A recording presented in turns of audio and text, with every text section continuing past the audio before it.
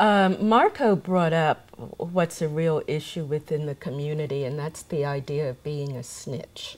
And I'm wondering, did that come up during the youth conference, and how did you address that? Well, actually, didn't you ask the question, Brother Doug? But before we move to that, I just want to hit on this. I deal with a bunch of kids in various schools, and they've never seen me in a police uniform.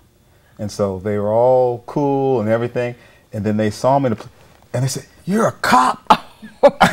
And then everybody's attitude was just totally changed. And then I had to let them know, one, I'm not a cop, but it would be okay if I was a cop anyway, wouldn't be? Because I'm still the same person. And what did they say? They said, "Well, no, cops, you know, they disrespect, they barge into our homes and all that kind of stuff." And then there was a dialogue. There's about 15 kids, and then some kids start saying, "Well, no, but Pastor Paul, he's cool. He's not like that. You know, he helps us and all that kind of stuff and what have you." And so a dialogue came up between them, and they were defending what a good officer was and what a bad officer was. But they had to have that discussion.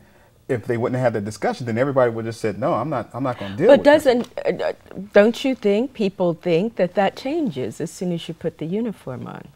Oh yeah, if they don't know you. That's why you have to be intentional relationships. That's why the chief has asked all the officers to get out the cars and get to know the people. If you don't get to know the people, you can't resolve any issues. But also to add to that, I mean, you do get the people that don't like the police for whatever reason and respond that way. But then also at the same time, you get people that come up to you and thank you, thank you so much for what you're doing. And I haven't talked to this person once, never even seen him.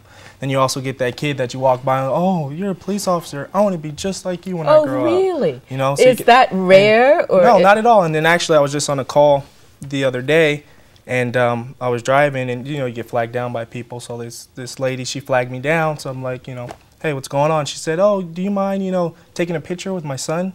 So I got out and took a picture with their son. So I mean, at the same time, you get, the negative, what a lot of people talk about, but at the same time, I also get a lot of people, "Oh, thank you," and even people that I arrest and do stuff. I mean, they'll even thank me, "Oh, thank you for being respectful," or I understood why you had to do that. I was doing this wrong, and you're just doing your job.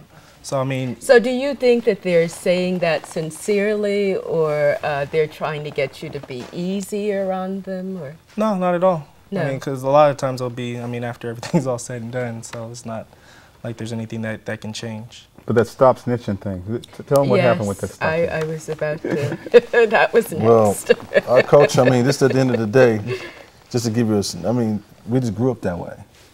That's the culture. That is what we taught, that is what is around us, that is what's normal.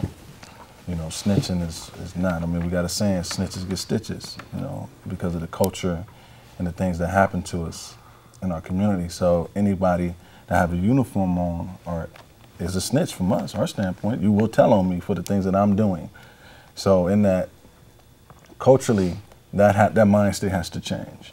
But we also got to, when we talk about snitching, you also got to talk about the culture, systematic things that cause us to go into a lifestyle of crime.